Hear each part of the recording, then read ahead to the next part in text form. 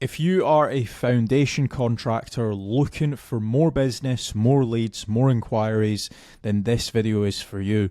Myself and James, we have worked with a load of different foundation contractors throughout the UK, so we know exactly what works when it comes to a marketing strategy and also what you should be avoiding when it comes to a marketing strategy. And in this video, we're going to be breaking it all down for you. So step number one, what I'd be looking to do to grow is a Google business profile. If you already have one, I'd be making certain that I would be reaching out to all my existing clients to try to get me as many 5-star reviews as possible. It's a great way, a Google business profile, to generate more leads. There's obviously getting citations and doing Google business profile posts and uploading photos on there. So that's definitely step one that I would be doing to try to generate more local leads. So step number two, this is kind of to bolster on to your actual Google business profile, is I would be creating dedicated service pages for each of your individual services as SEO optimized pages on your website. Now, the good thing is when you start doing that, it's also going to help, first of all, rank your actual SEO optimized page, but there's also a more likeliness chance of your Google business profile ranking and showing up for those keywords as well. So you're indirectly going to get more phone calls as well. Yeah, for sure. And if you are looking for more local leads, another option that you could be doing is PPC lead generation.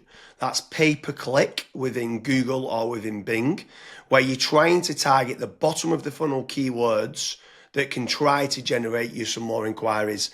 The difficult part to this is you need to make certain you do team up with a good pay-per-click agency, because there is click fraud. And there's also needing to build up like a negative keyword list, so it's not people applying for jobs like a careers kind of job. So PPC can work well, but it can, in the wrong hands, you can waste a lot of money. But it's another way of generating local leads.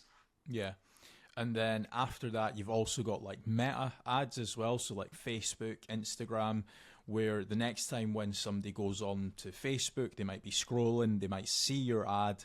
Now, there's a few different ways that you can set up Facebook ads. You've obviously got option A, which is like lead forms, which is like really easy to do. They don't even leave the Facebook platform, like they never click onto your actual website. Now, the issue with lead forms is that the quality might not be great, but you can obviously add more questions in to try and up that quality of the actual lead. Then you've also got conversion ads as well, where that actually gets sent through to your website, and then they fill out the contact form to you or on your website as well. So you've got a couple different options there that you can do. Yeah, for sure. And then another way to grow more local leads could be organic social media. So posting regularly on Facebook, on Twitter, on YouTube, on Pinterest, on Instagram. There's lots of different platforms out there that you can be trying to get there. Reddit's quite big nowadays. In Quora, it's quite big. People have got questions and you can answer it. So organic social media is another great way to be generating more local leads for your business. With organic social media, I would say that it's more of like a volumes game. So you want to try and make certain that you're constantly uploading, whether it's, for example, a daily schedule or a weekly schedule. You might say, okay, I want to try and upload 5 videos a week, and you should just try and stick to that, especially when it comes to like algorithms like YouTube and Twitter and stuff. Yeah, for sure. I mean, what's your thoughts on using any sort of AI agents, if they can try to team up with someone to use like N8N to kind of automate and schedule posts on social media? Like, what's your thoughts on that, of using trying to leverage artificial intelligence? It's all the rage nowadays for trying to generate more leads. Would you try to team up with like an AI consultant to set that up? Yeah, so I mean, you can definitely go down that route where you're setting up AI agents to potentially crop up some videos and auto-publish to YouTube, Facebook, Twitter and stuff. But another thing that I would also be focusing on is AI search. So a lot of people have started to kind of move away from Google. Not everyone, because there's billions of people still using it every single day, but there are slowly people starting to search in engines such as like ChatGPT, Gemini, Claude, Grok, And if your brand isn't actually showing up in any of those, you will have a little bit of an issue showing up and generating leads on those search engines as well. So that's another thing that I would be focusing on as a company. Yeah, and also if you're looking for more business leads in the local area, something else that I would definitely be looking to do is team up with some of the tradespeople websites. So you've got certain ones like Check a Trade, you've got Bark, you've got Builder Builder, you've got Trust a Trader, you've got Rated People. All these different platforms can generate you more local leads. What I would say is making certain you're tracking your KPIs to see what return on investment that you're getting. You should be tracking not only the cost per lead, but the cost per acquisition and how much is that getting you on a return on investment. But tradespeople websites like those platforms can work very well. I would say make certain you check out the links in the description because we do quite a lot of different videos in comparing Check a Trade with FatRank or Bark with FatRank, Rated People with FatRank, Builder Builder with FatRank. So now, obviously, I've mentioned there FatRank a few times, Kasra. Like, what's your thoughts on lead generation companies as opposed to tradespeople companies? Yeah, so with lead generation companies, I would almost say that every single lead generation company, you want to try and do your due diligence. So make certain that if you are in a specific niche, that lead generation company has actually generated leads in that industry before. I would also maybe even have like a strategy call with them and say like, okay, this is my budget, this is how many leads I ideally want, etc. To make certain that if your actual KPIs do align with that lead generation company, you also want to make certain that what type of leads are they? Are they exclusive leads? Are the leads only going through to yourself? Or are they, for example, shared leads, which that's what a lot of other lead generation tools and lead generation companies do. Like, for example, Bark and Check a Trade and stuff. Whenever myself and James have spoke to company owners that have used those services, that's one of their biggest pain points where they say, yeah, it's a shared lead and it's kind of a rat race down to the bottom of who's the cheapest, basically. So that's a couple things that I would be asking lead generation companies before partnering up with them.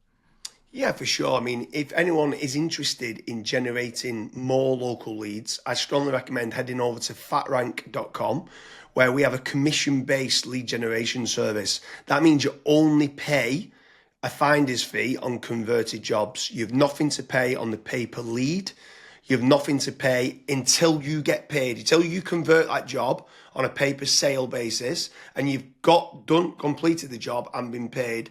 That's when you only have to pay fatrank.com. So head on over to fatrank.com to see whether you qualify. But I want to kind of expand a little bit further, right? So what is your thoughts on inbound lead generation versus outbound lead generation? So I always prefer inbound. The conversion rate of not just getting the lead, but the lead actually converting into a paying customer, into money coming into your business bank account is a lot higher. The last stat that I saw for that was something like 16.1% end up converting into a paying customer as opposed to 1.4% when it's a outbound lead. Yeah, that's pretty crazy. That's like a 12...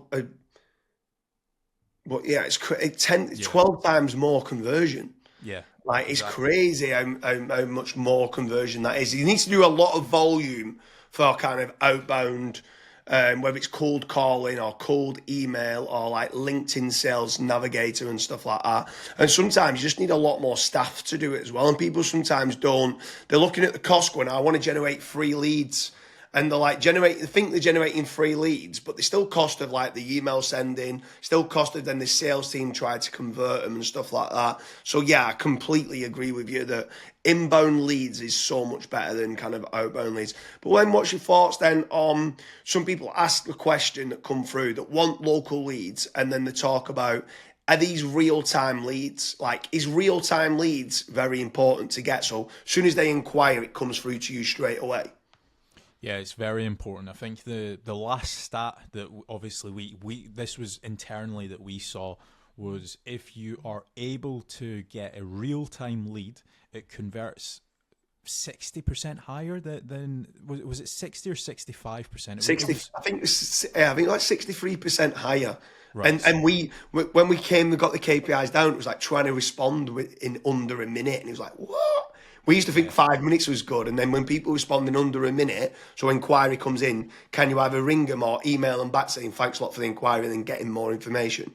Yeah, it was Yeah, pretty. so I mean, I'm not saying that every company needs to respond in under a minute, but there are certain things that we obviously look at FatRank when we're looking to partner up with businesses. That's one of the things that a lot of businesses, they kind of fall short on, where they might be away for 5 days on holiday and they don't have somebody to pick up the leads, and we're still providing the leads. So there's all these little different nuances that we look at when we are partnering up with companies. But the best thing that I would recommend to anyone that's looking to scale their business, that's looking to get a consistent flow of high quality leads, is just fill out the form at FatRank. The team will tell you if you're the right fit or if you're not, and we'll also tell you and give you feedback why you're not the right fit and what you should do as your next steps. So I hope you like all the different lead generation strategies for a foundation contractor business. If you are looking for more foundation leads, make sure you head on over to fatrank.com, and we're able to start generating you more inquiries for your foundation contractor business.